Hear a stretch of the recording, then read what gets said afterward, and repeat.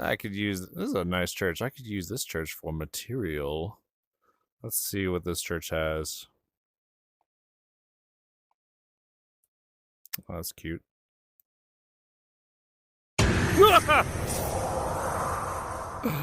Oh, no. That was so bad. I'm out of here. Hello, everybody. Welcome. I am your host, Jestero the Jester, and we have made it to debate part 5. Wanted to choose this world because this is one of the worlds that I first saw when I started doing VR chat. It's called the Gothic Loft. Well, except for this world, it's called Gothic World, but this is the Gothic Loft. And it is a very peaceful place that I very much enjoy. And there's little grabbables. Look at that little guy. But this is the last part of the debate. We have made it to the finale. So thank you all for watching up to this point, and let's go ahead and get right into it. And that's a good thing. And if they're not treating, if they happen to have slaves, and they're mistreating them, oh boy, God's gonna come down on them. Well, God, it would help if God came down and took care of them now. But of course, that's a separate issue because that even can be like outside the Bible. But let's, we're gonna stay inside this bookie book. So, what I want you to turn to, because God is cool. It says that God is cool with you beating your slave as long as they don't die. But if they do die after a day or two, then you're not to be punished. That is Exodus 21, 23. Yep. It's the same chapter. Exodus 21, verse 20 through 21. That little Jestero history, that is actually the verse that started my deconstructing. Because I saw that and I'm like, I can't rationalize this. I can't agree with this. I don't agree with God.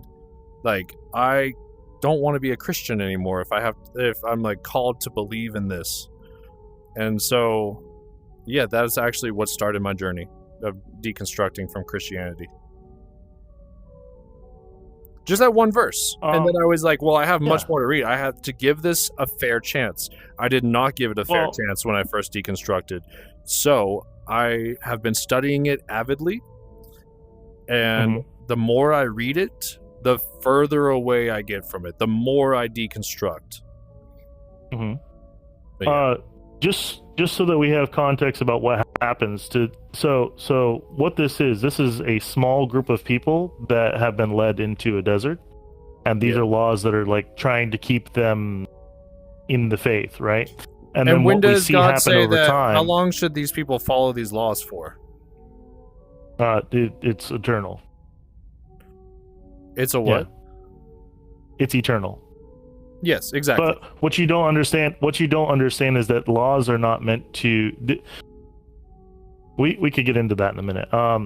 But what ends up happening to these people is they literally start sacrificing children to like horrible deities, and then later there is a point where a specific tribe of them is chosen, because God was literally going to kill them all and start again. And then a tribe was chosen. Flood 2.0. Yeah. And a tribe was chosen out of them, and that tribe went through and killed men, women, and children through the entirety of the group. So, just saying, like, the whole point of this, where this ends up, is that you cannot, even by the strictest possible laws, maintain goodness. And that was the whole point of this. So you would say that God is not all good?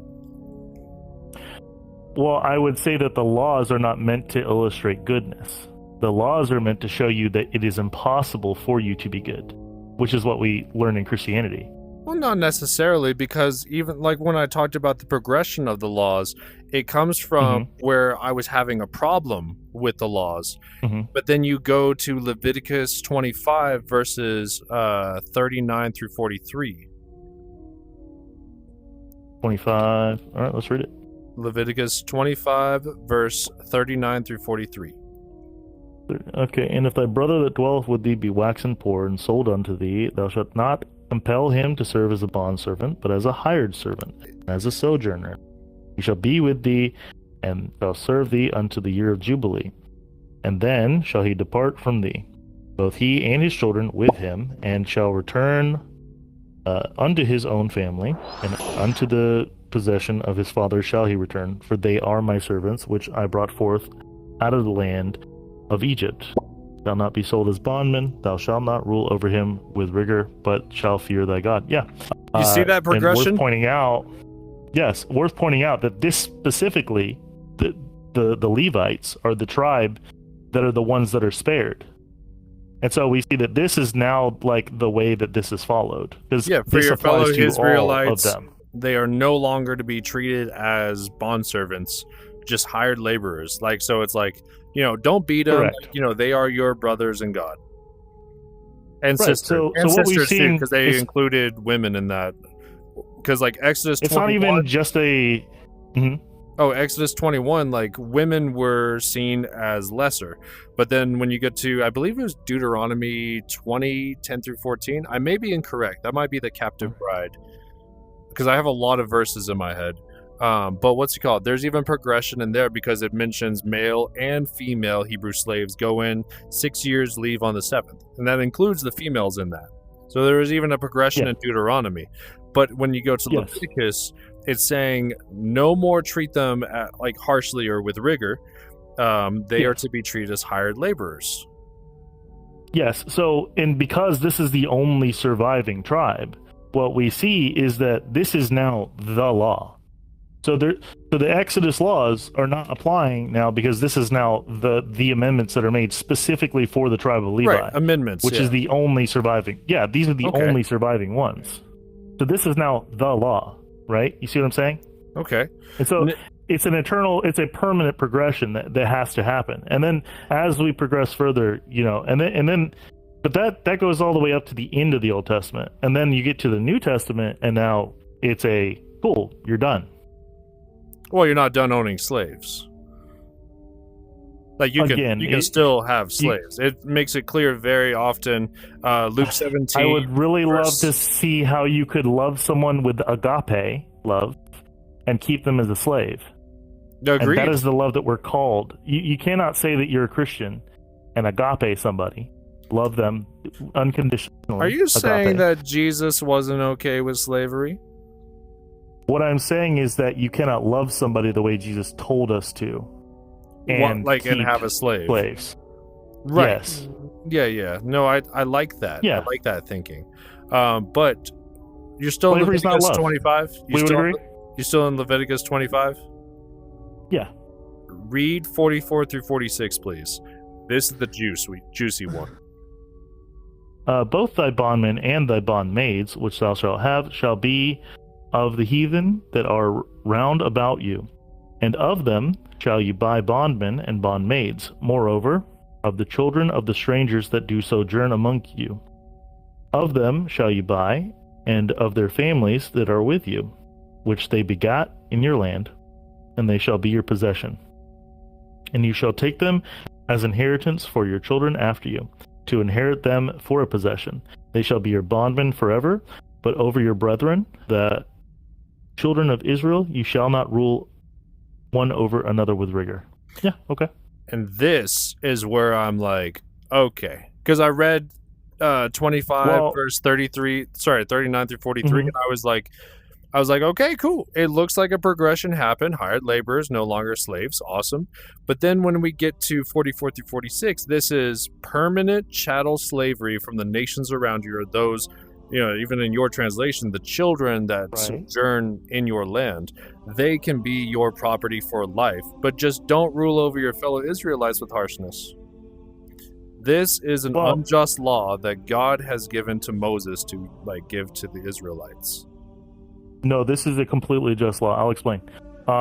First of all, owning a person as property for the rest of their life is a just law. Well, let me make the case. Yes, sir. I don't agree with that. However, what it leads to, I agree with. So we'll make the case real quick. So first of all, we have to buy. There's a stipulation there, so they have to be selling. Okay.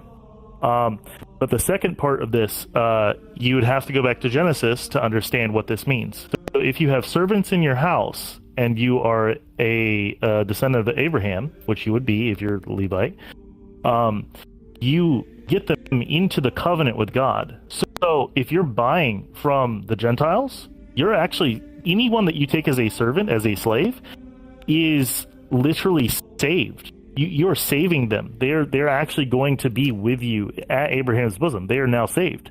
And not only that, but what does Christ say? He says that servants are actually given the highest position in heaven. So that's the point. Is like not only are they doing this thing, they're actually saving them. So if we're talking about eternal, be grateful for being permanent property. I see. I highly doubt that they felt that way at the time. I see. Okay. Well, you know what? Like, what's it called? You know, you are a person that I definitely want to have more conversations with. Because you've helped me learn some things, and I hope that I've helped you learn some things tonight too. Sure, yeah. Heck yeah.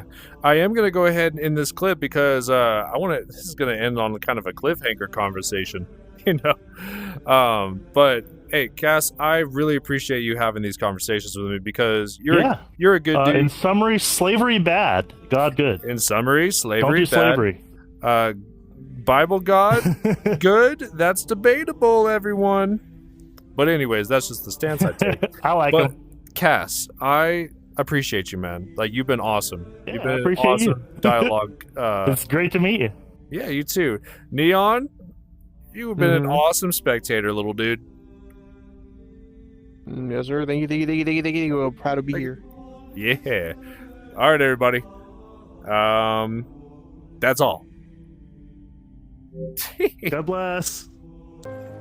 Well, that's it, folks. The debate has now officially come to an end. Thank y'all for watching. I appreciate it. Next time you see me, it may be in VR chat, it may not be.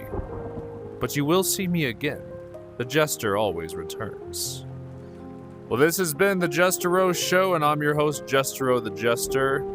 Appreciate you for watching. We will see you next time. See ya.